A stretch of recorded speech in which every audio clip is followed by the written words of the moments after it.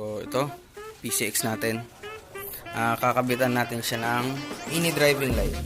Ayan. Tapos kakabitan natin siya ng Lumina Pro na busina. Ayan, loud horn to, no? Turo ko sa inyo kung paano baklasin itong fairings ng PCX 160. So, twist natin itong dalawang tornilyo.